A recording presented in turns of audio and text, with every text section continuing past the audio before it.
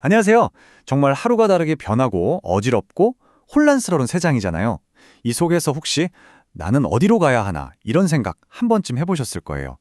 오늘 우리는요, 수천 년 전 한 고대의 환상 속에 숨겨져 있던 놀랍도록 정확한 우리 시대의 지도를 함께 펼쳐보려고 합니다. 뭐랄까, 뉴스를 보거나 인터넷만 봐도 마음이 답답해질 때가 많죠. 세상이 대체 어디로 흘러가는 걸까? 이 모든 혼돈 속에 과연 어떤 의미나 희망 같은 게 있긴 한 걸까? 오늘 그 답을 한번 찾아가 보시죠. 다니엘서에 기록된 이 예언은요, 우리에게 역사를 꿰뚫어 볼 수 있는 하나의 틀, 마치 지도 같은 걸 보여줘요. 자, 그래서 우리는 먼저 환상이 어떻게 시작되는지 보고 그 다음에 등장하는 네 마리의 짐승, 그러니까 네 개의 거대한 제국들을 하나씩 따라가 볼 거예요. 그리고 마지막에는 그 속에 담긴 희망의 메시지까지 함께 찾아보겠습니다. 자, 그럼 우리의 여정은 지금으로부터 아주 먼 옛날, 기원전 550년경으로 거슬러 올라갑니다. 당시 최강대국이었던 바벨론 제국이 무너지기 딱 10년 전쯤의 일이에요. 선지자 다니엘이 환상을 보는데 바다에서 거대한 짐승 4마리가 올라오는 거예요. 여기서 이 짐승들은 그냥 무서운 괴물이 아니고요. 아주 중요한 점은 이 환상이 도대체 무슨 뜻인지 성경이 직접 그 의미를 해석해 준다는 겁니다. 바로 이 한 구절이 모든 걸 푸는 열쇠입니다. 내 짐승은 내 왕이다. 네, 지금부터 우리는 이 상징적인 짐승들이 역사 속에 나타났던 4개의 거대한 제국과 어떻게 완벽하게 딱 들어맞는지 확인하게 될 겁니다. 정말 놀라실 거예요. 자, 그럼 첫 번째 짐승부터 한번 볼까요? 이야비가 어떻게 전개되는지 한번 보시죠. 이 짐승은 정말 엄청난 힘과 위엄을 가진 그런 존재로 묘사됩니다. 사자 같은데 독수리의 날개가 있다. 동물의 왕 사자에 하늘의 제왕 독수리의 날개까지. 이게 과연 무엇을 의미할까요? 역사를 보면요, 이 상징이 딱 들어맞는 제국이 하나 있습니다. 바로 신바벨론 제국이죠. 타임라인을 보시면 다니엘이 환상을 본 게 기원전 550년이거든요. 제국이 멸망하기 불과 11년 전이었어요. 여기서 진짜 소름 돋는 건 뭐냐면요, 성경이 바벨론을 묘사하기 위해 쓴 사자와 독수리라는 상징이 바로 바벨론 사람들 스스로가 이게 우리다 라고 내세웠던 상징과 똑같다는 거예요. 정말 신기하죠? 하지만 예언은 여기서 끝나지 않습니다.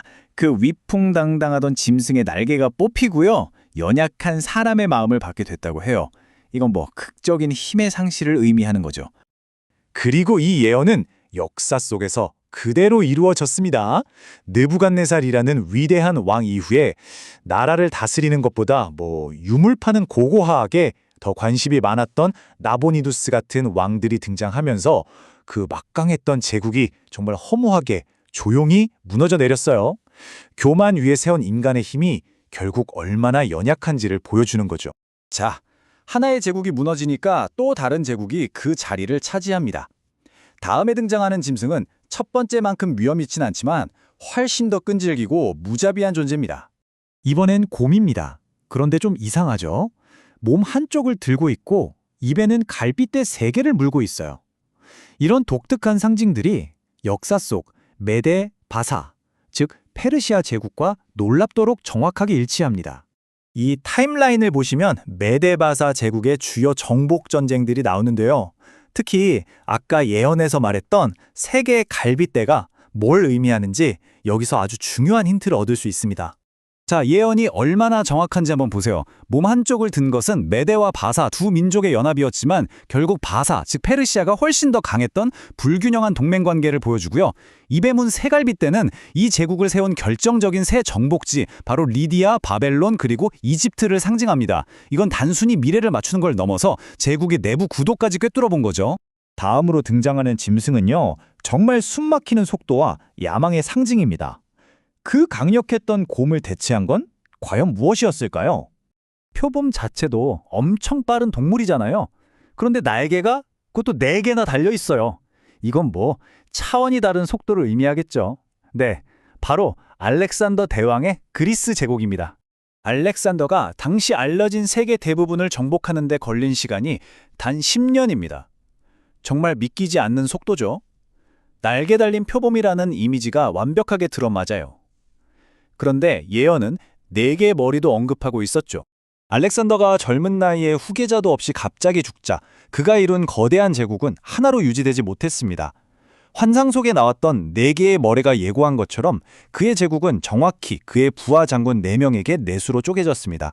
2300년도 더 된 이 이야기가 오늘 우리에게 뭘 말해줄까요? 세상에서 가장 눈부시고 빠른 성공이라 할지라도 영원한 기초 위에 서 있지 않으면 한순간에 부서지고 흩어질 수 있다는 걸 보여주는 거죠. 그렇다면 나의 삶, 우리의 삶은 지금 어디에 기초를 두고 있는지 돌아보게 됩니다. 지금까지 나온 새의 짐승은 그래도 우리가 아는 동물이었어요. 사자, 곰, 표범. 그런데 4번째는 완전히 다릅니다.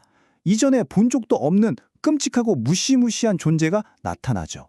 쇠로 된 큰 이. 이 쇠로 된 짐승은 바로 로마 제국을 가리킵니다. 로마님 그야말로 강철 같은 군사력으로 모든 저항을 무자비하게 짓밟았던 것으로 유명했죠.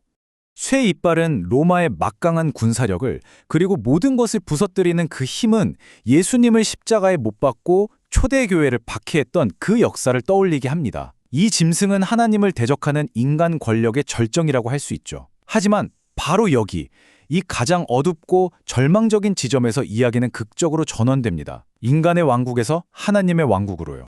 결국 이 예언은 무서운 짐승이나 망해버린 제국들에 대한 이야기가 아닙니다.